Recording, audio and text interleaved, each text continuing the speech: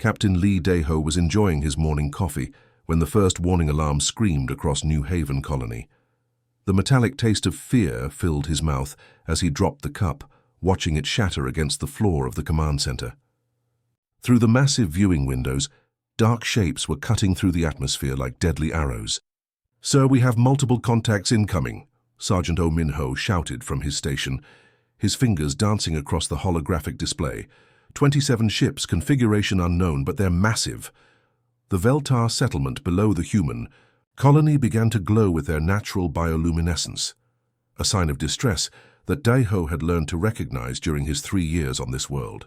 The crystalline beings were beautiful, standing nearly 8 feet tall with bodies that looked like living gemstones.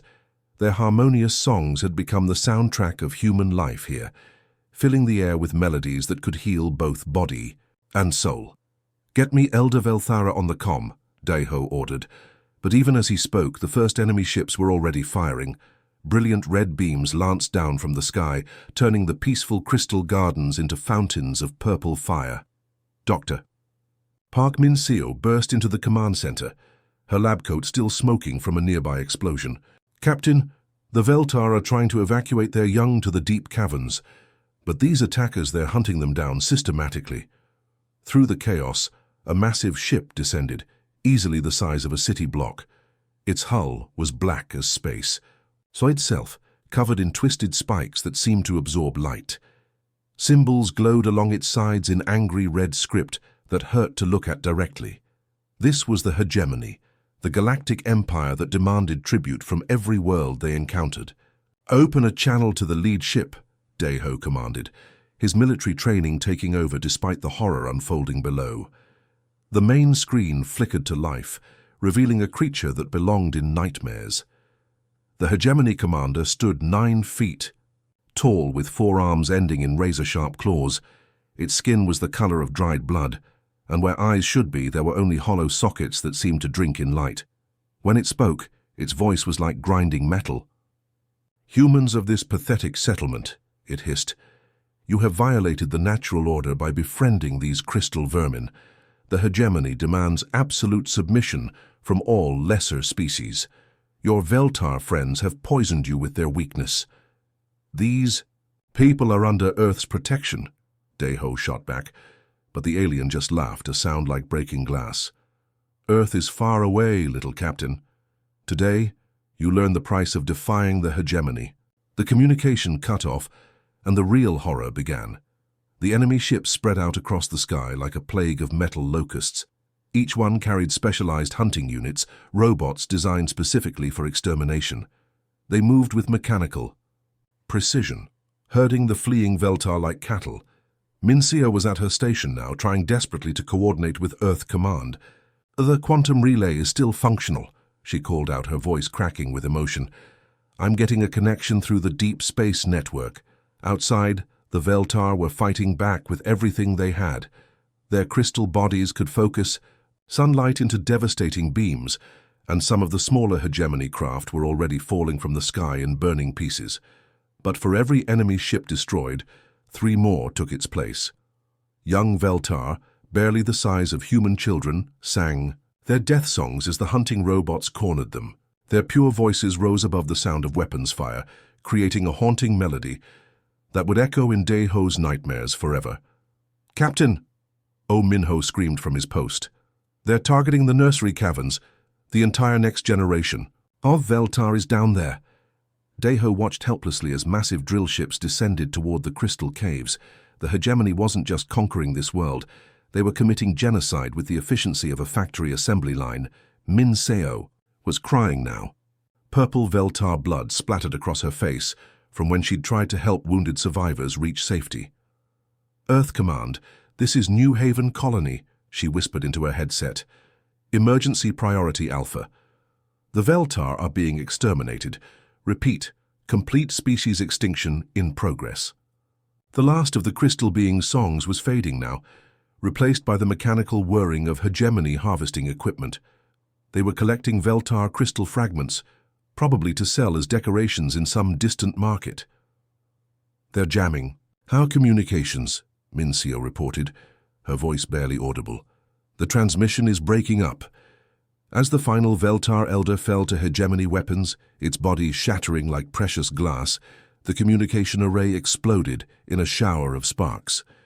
The connection to Earth died, leaving the colony in terrible silence. In 6 hours, an entire civilization was gone. The Veltar, who had shared their music, their wisdom, and their friendship with humanity, existed now only in memory and in the purple stains that would never wash clean from New Haven's streets. The emergency alert pierced through the global Defense Council chambers at exactly 0347 hours Earth Standard Time. Admiral Kim Taemin was reviewing fleet deployment reports when the priority transmission from the Deep Space Monitoring Station arrived, its red classification code making his blood run cold. "Sir, we're receiving fragmented emergency broadcasts from New Haven Colony," Communications Officer Lee Soo-jin reported, her hands trembling as she worked the controls. "The signal is breaking up, but we're getting reports of mass casualties. Veltar casualties." Taemin's coffee mug shattered against the floor as he stood up. The Veltar weren't just aliens to humanity anymore. Over the past decade, their crystal singers had performed in Earth's greatest concert halls. Their philosophers taught in human universities. Children across the colonies fell asleep to Veltar lullabies that could calm nightmares and heal emotional wounds. The main screen flickered to life, showing the last coherent transmission from Dr. Park Min-seo. Her face was streaked with tears and purple Veltar blood, the crystal fragments of their friends glittering like broken diamonds around her feet. "They're all gone," she whispered. "Every single one. The children, the elders, even the newborn. Crystals. The hegemony didn't just kill them, they harvested them." The transmission cut to static, leaving the council chamber in stunned silence. Defense Minister Yoon Jae-sung, a man who had survived 3 colonial wars, was openly weeping. "Those monsters," he whispered. "The Veltar wouldn't hurt a fly. They spent their time making music and growing crystal gardens." Within hours, the news spread across human space like wildfire. On Mars, the crystal resonance chambers fell silent as musicians refused to play without their Veltar partners. The lunar colonies lowered their flags to half-mast. Even the asteroid miners, tough men and women who rarely showed emotion, gathered in their mess halls to listen to recorded Veltar songs one last time. Engineer Choi Hee-jin arrived at the council chambers 3 days later, her eyes red from crying and lack of sleep. She had been working non-stop in her laboratory, analyzing the final data packet that the Veltar had transmitted just moments before their extinction. "They knew," she announced to the assembled leaders, her voice cracking with exhaustion and grief. "The Veltar knew the hegemony was coming. They spent their last hours preparing a gift for us." She activated the holographic display, showing complex mathematical equations that seemed to dance in the air like living things. "These are quantum gate coordinates, Admiral, not just for a few systems, but for an entire network that spans the galaxy." The Veltar called it the Ancient Path, built by a civilization that died out millions of years ago. Taemin leaned forward, studying the data. "Are you saying they gave us a secret highway through space?" "More than that," Ye-jin replied, pulling up detailed schematics. "These gates can move entire fleets instantly across thousands of light years." The Veltar had kept this knowledge secret for generations, but in their final moments they entrusted it to us. They knew we would need it to survive what's coming. The implications hit the room like a physical blow. The hegemony controlled space through their superior faster-than-light technology. Their massive dreadnoughts could strike anywhere in known space within weeks, but with the Veltar's gift, humanity could move fleets in minutes. "There's more," Ye-jin continued, her voice growing stronger. "The Veltar embedded personal messages in the data stream. Each human who had lived among them received a private farewell." She touched a control, and suddenly the chamber filled with crystal song, beautiful and heartbreaking. The voice of Elder Velthara, the ancient crystal being who had been like a grandmother to the human colonists, resonated through the air. "Dear friends of Earth," the translation played, "if you hear this, then our song has ended. Do not mourn. First, for our harmonies will live on in your hearts. We give you this gift not for revenge, but so that you may protect others as you tried to protect us. The galaxy needs guardians, and humanity has the strongest hearts of all. President Cho Dong-wook, who had remained silent throughout the briefing, finally spoke. The entire human species is in mourning. Our children are asking why the pretty, crystal people had to die. Our artists are refusing to create because they say beauty died with the Veltar. But I see something else in our people's eyes.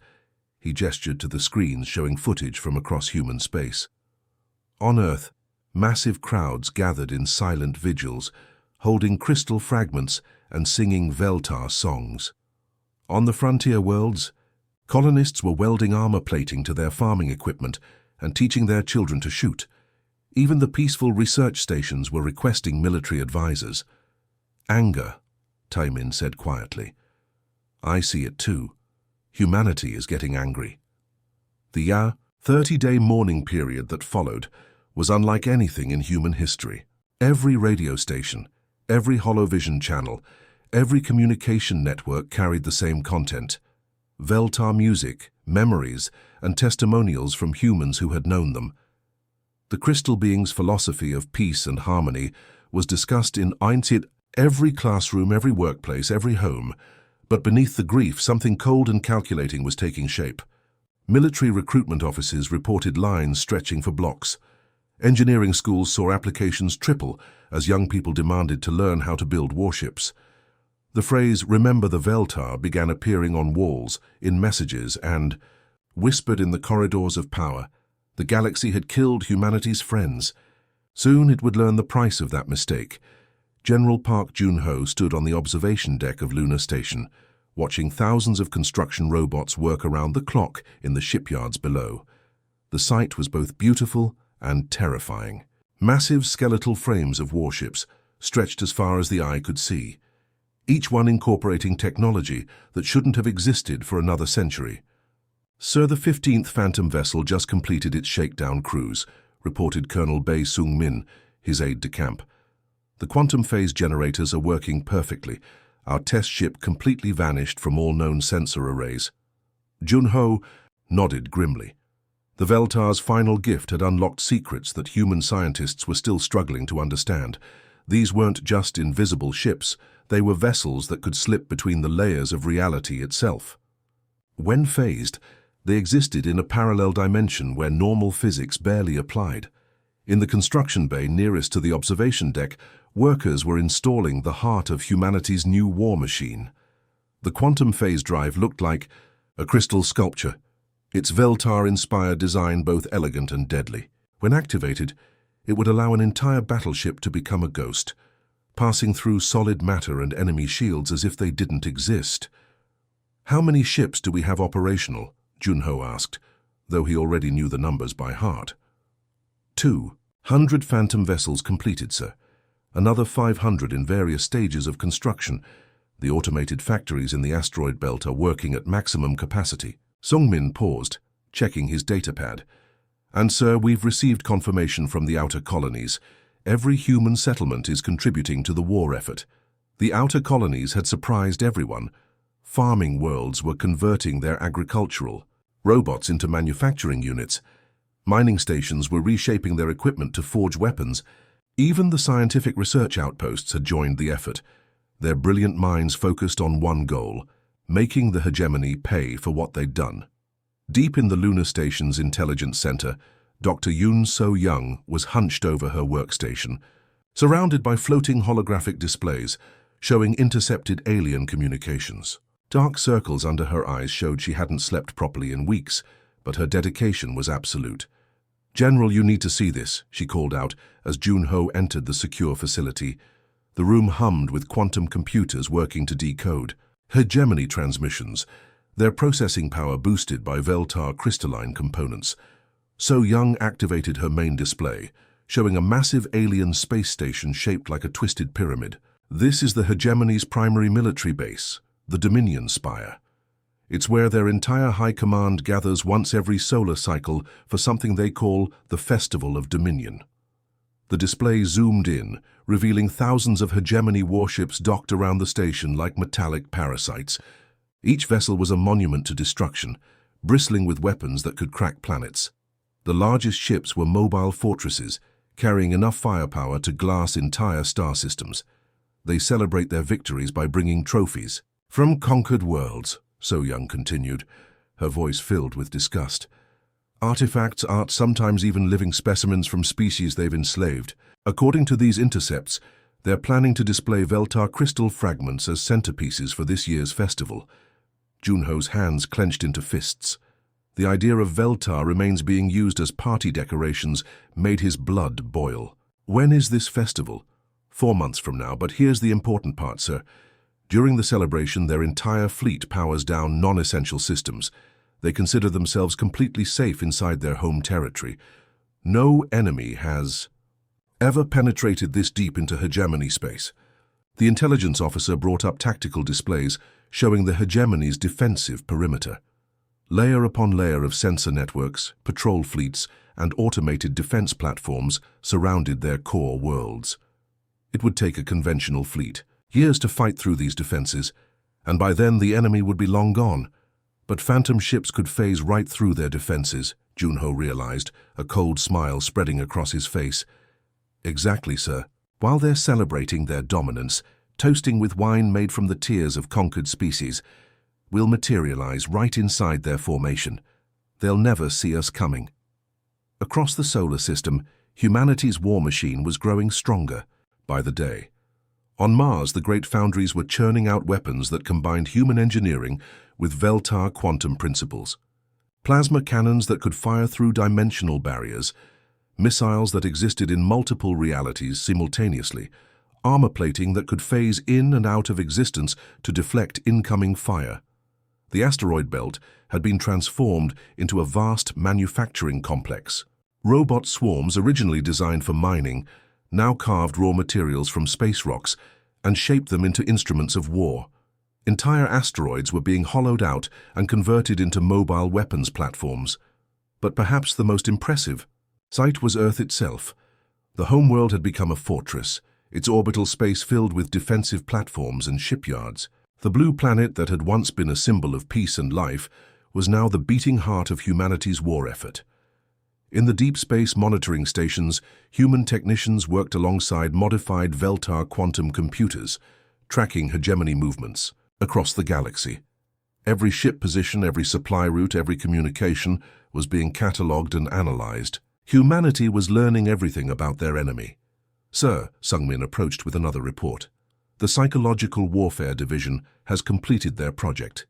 They've compiled every recording of Veltar music, every testimony from human colonists, every piece of evidence showing what the hegemony did. When we strike, the entire galaxy will know exactly why. Junho nodded. This wasn't just about revenge. It was about sending a message that would echo across the stars for generations. The galaxy would learn that humanity protected its friends, and those who harmed them would face consequences beyond imagination. The Phantom Fleet was humanity's answer to genocide.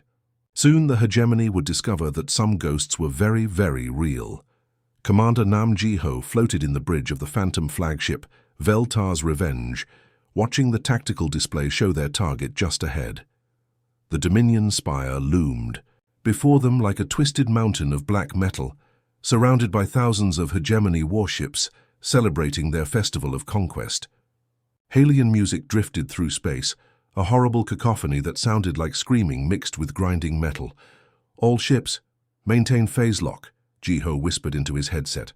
Around him, 200 phantom vessels drifted through space like ghosts, completely invisible to every sensor the hegemony possessed. They had traveled here using the Veltar's quantum gates, crossing half the galaxy in mere hours. Through the viewing portal, Jiho could see the hegemony celebration in full swing. Massive holographic displays showed images of conquered worlds, their cities burning while alien crowds cheered. But what made his blood boil were the centerpieces of their party, crystal fragments of dead Veltar arranged like trophies around the station. "Sir, we're receiving their broadcast," reported Lieutenant Kang Minjae from the communications station. They're mocking them, the Veltar.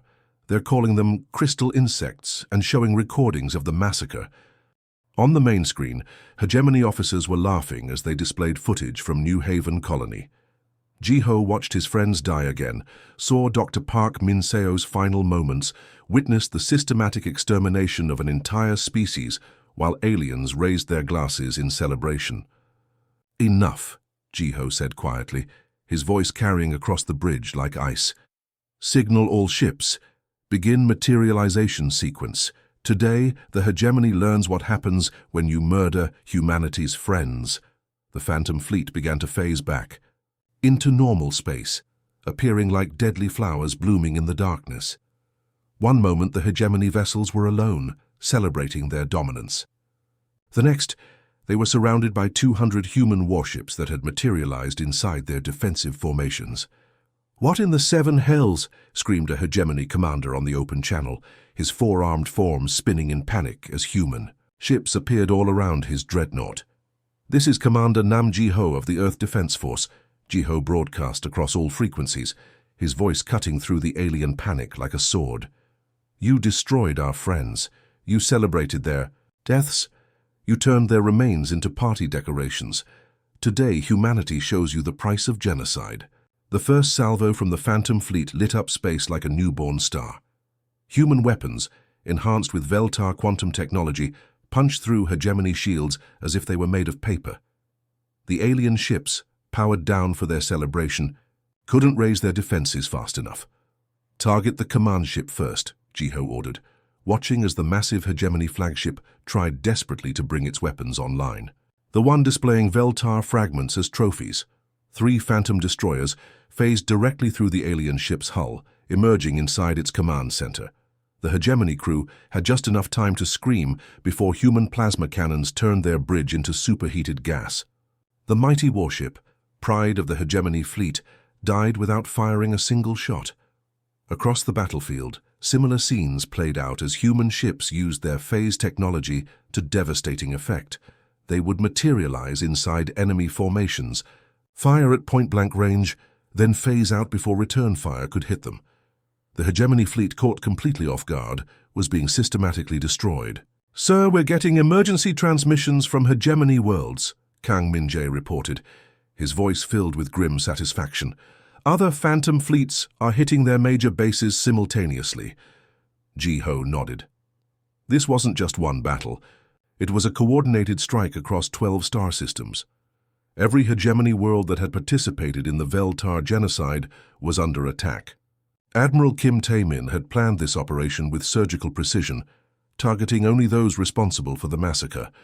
On the tactical display, Jiho watched as hegemony Admiral Zektor, the monster who had personally ordered the Veltar extinction, tried to escape in his personal command ship.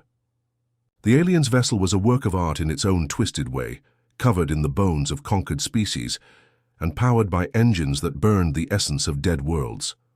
"Not today," Jiho muttered, directing his ship to intercept. The Veltar's revenge phased through 3 hegemony cruisers, emerging directly in front of the fleeing command ship. Zektor's horrible face appeared on the communication screen, his hollow eye sockets blazing with rage. "For you pathetic humans, the hegemony will hunt your species to extinction for this insult." "The hegemony is finished," Jiho replied calmly, "and you're going to answer for what you did to the Veltar." The battle was over in minutes. Zektor's ship, for all its fearsome appearance, crumpled under concentrated human fire like a tin can. As it exploded, Jiho thought he could hear the faint echo of Veltar crystal songs in the blast. Similar victories were reported across the target systems. The hegemony's second fleet, caught during their victory celebration on Terminus Prime, was completely destroyed.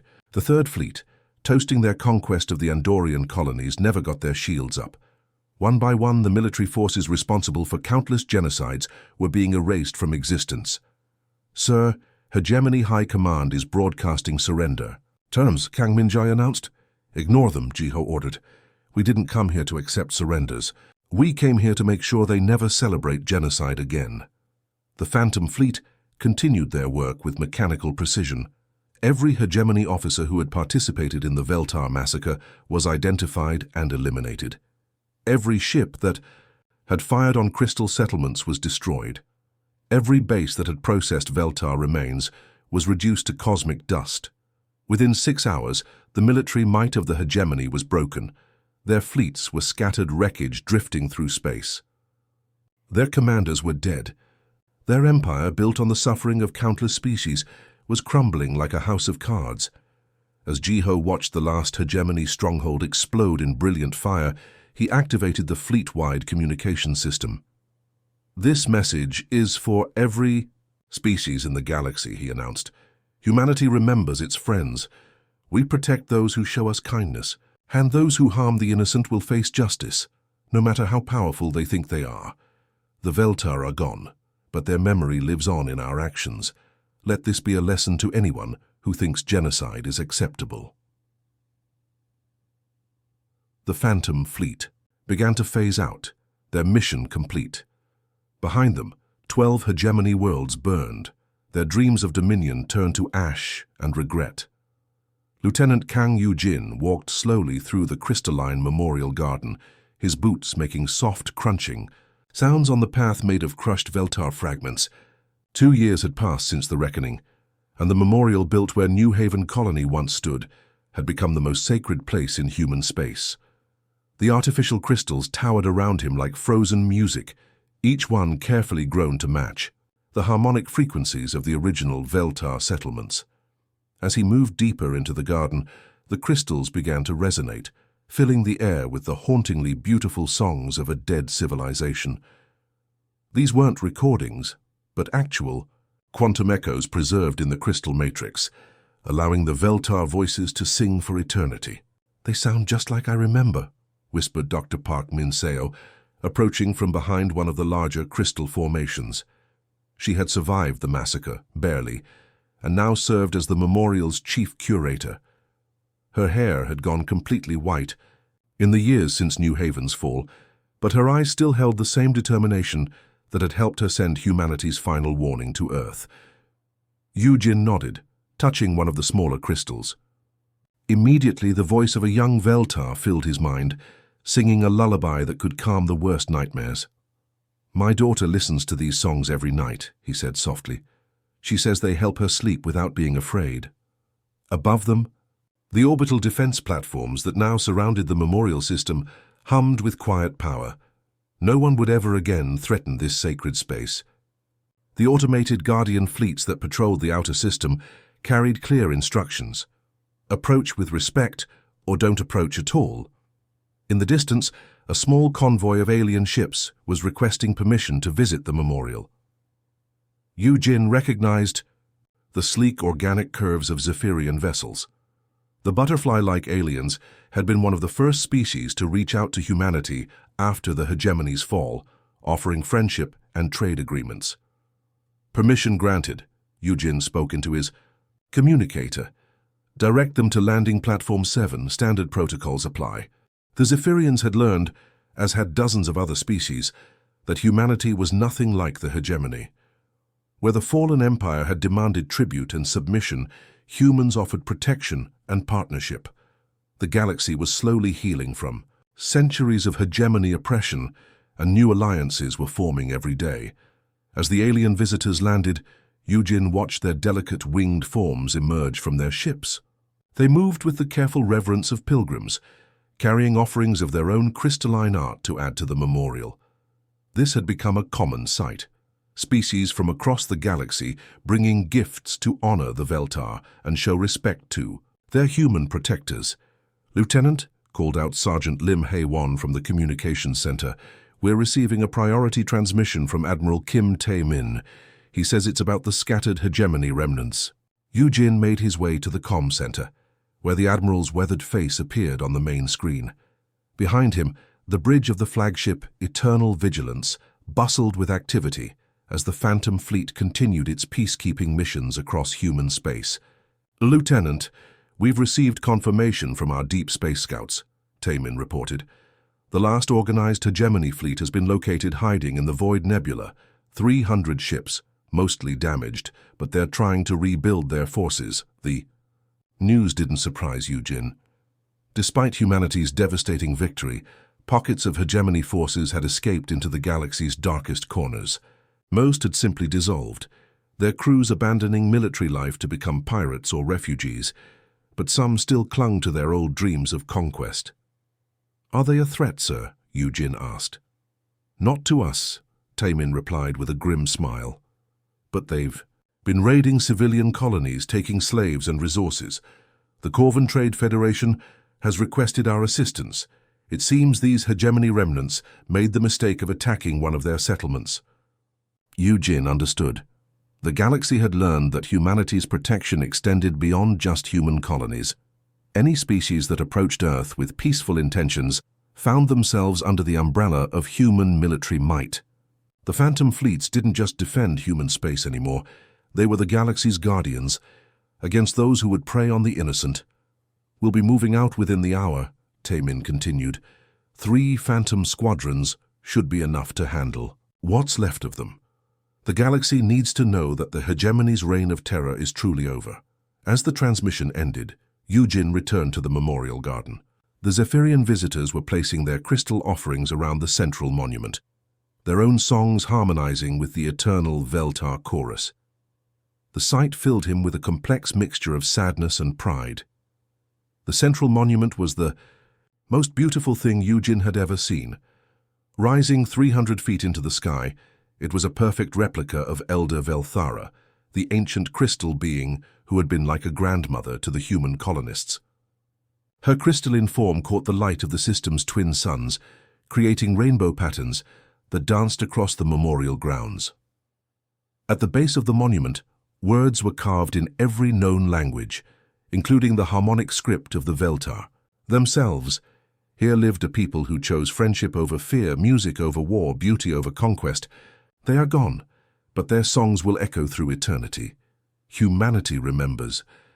As the day cycle ended and the artificial aurora began to play across the sky, more visitors arrived. A delegation of Aquarian diplomats, their jellyfish-like forms, floating in environmental suits. A family of Terran refugees, seeking to pay respects to the species that had helped their ancestors find new homes among the stars. Even a group of former hegemony slaves, freed when their masters fled into the void. All of them came to understand the same message.